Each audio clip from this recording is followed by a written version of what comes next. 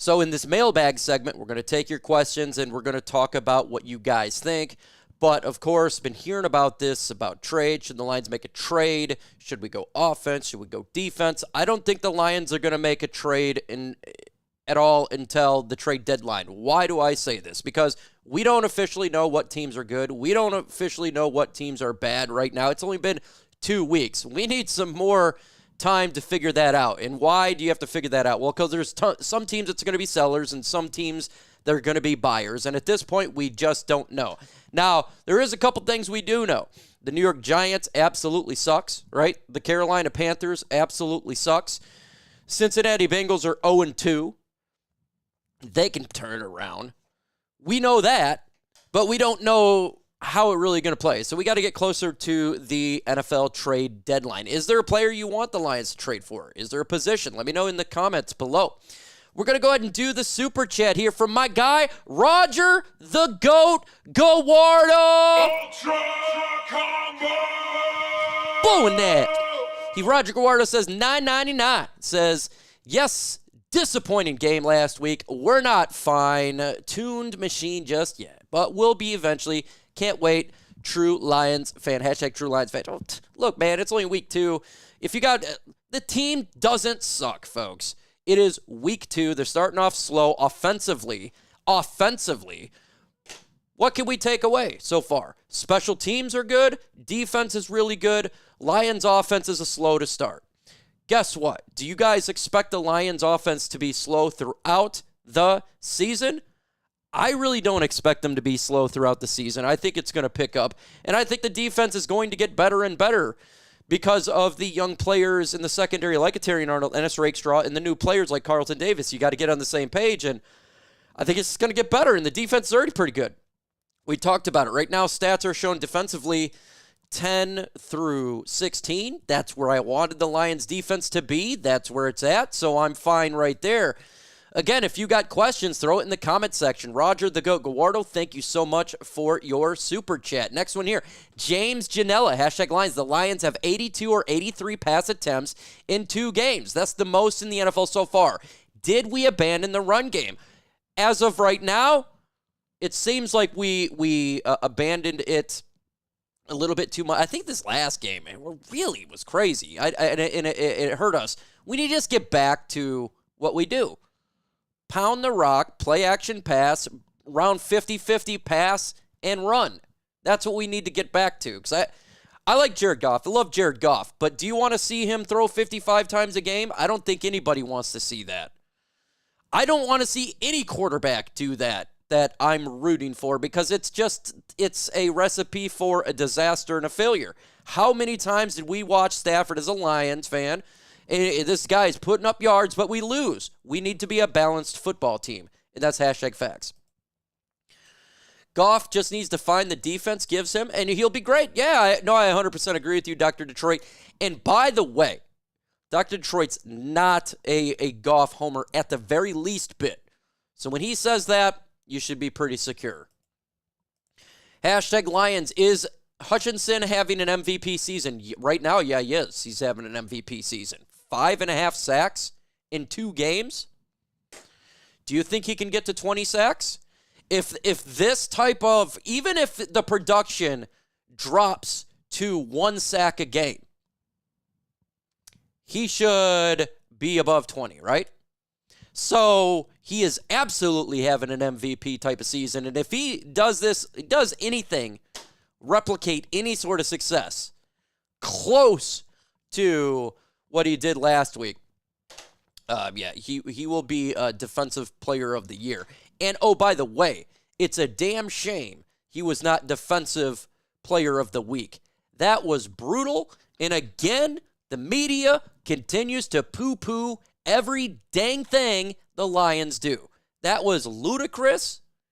He absolutely should have been defensive player of the week. That's not even a thought process. You got a guy, Pro Football Talk, Mike Florio, Vikings fan, made an article in which I agree that it's a shame that he's not. It's crazy. 4.5 sacks. Yay. It's ludicrous. Now, with that said, I know that the Tampa Bay Buccaneers offense and Baker Mayfield does more of it's like a 9 to a 10 step drop instead of like 6 to 7. He was doing bigger drops. When you're doing that, it's easier for defensive edge pass rushers to sack the quarterback.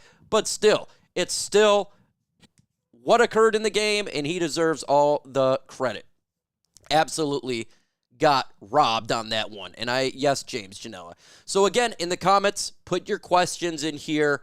We're going to go ahead and answer them up. If you already put a question here and I missed it, I am sorry. Let's see. It was Shift Gus says, how you feeling about Sunday? Lions rebound? I do have the Lions winning this game. That's what I had on here.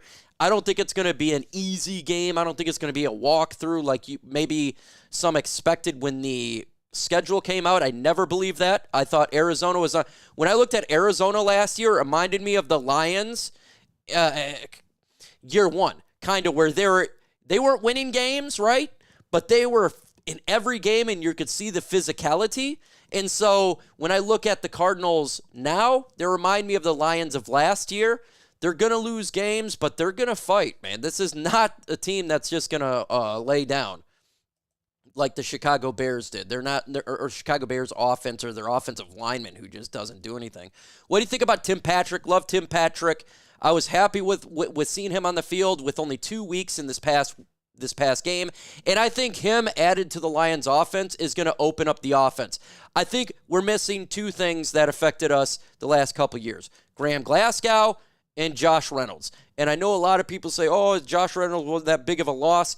It's not specifically Reynolds himself, but to me, it's more the fact that Josh Reynolds was getting, especially in the red zone, he would find the open hole or find the open area where he was going, and the ball would be there. He gets open, right? We've seen it multiple times. He makes big plays on third down, and we've seen it on fourth down. And this is what my concern of not having a Josh Reynolds. So hopefully Tim Patrick can come in and fill that void.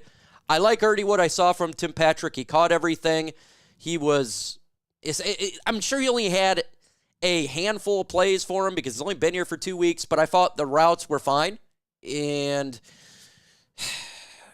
maybe he made a mistake. He's going to make mistakes. He's not going to get everything right because he's just been here, but give him that he's been here only for 2 weeks.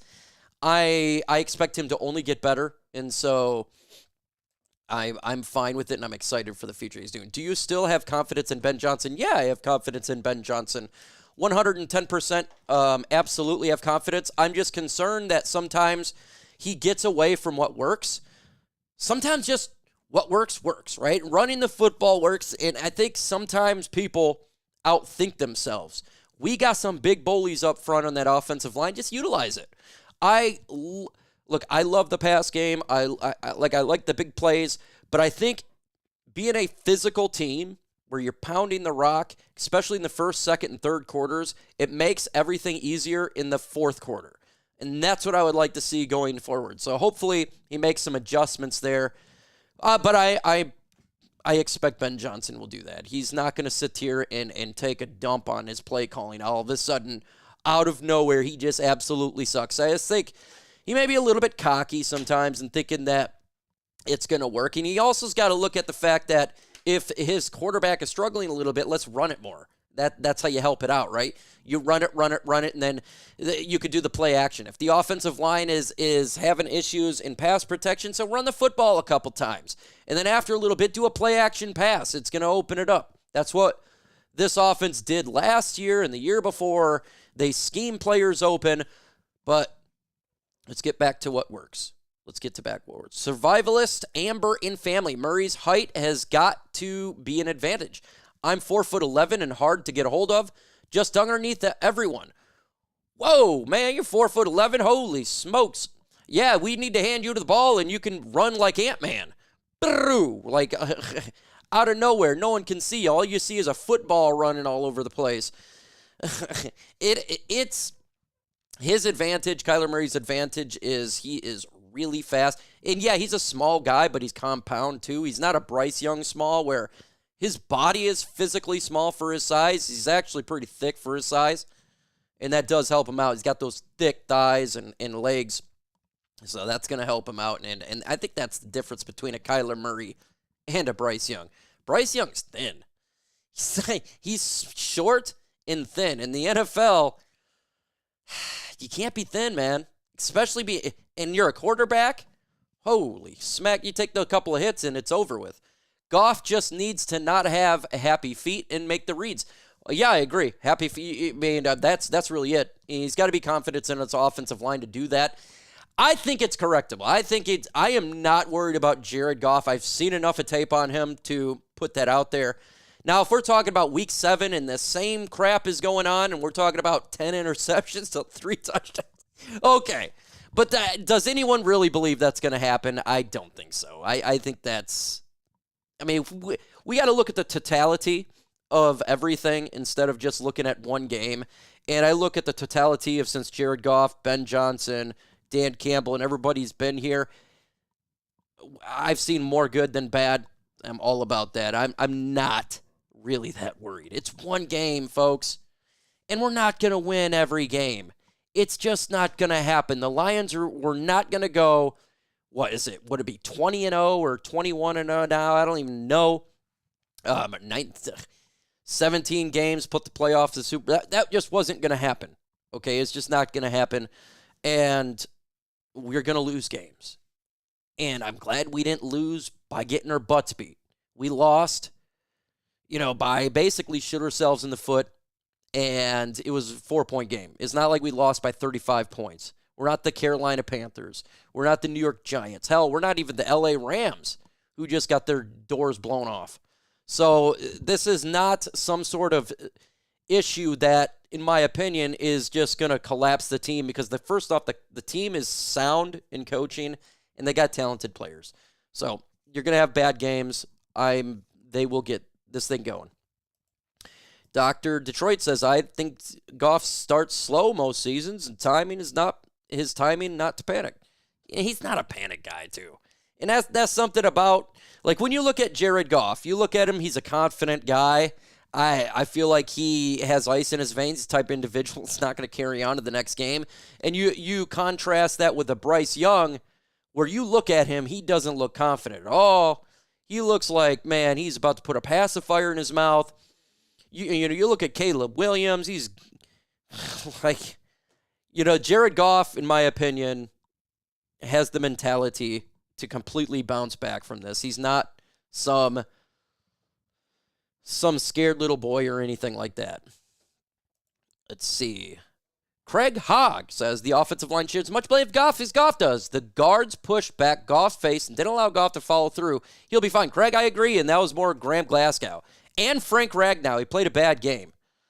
Those two played a bad game, but I fully expect Frank Ragnow to bounce back. There's zero indication.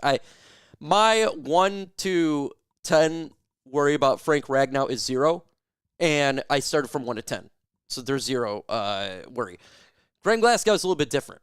I would say it's a 5 out of 10 because he's playing out of position. Can he get back to that, that dominant play? It's yet to be seen because he hasn't done well so far in 2 games. We'll see what he does in this game. With that said, the defensive line of the Arizona Cardinals are not the best. So I think that Lions offensive line as a unit should bounce back on Sunday for sure.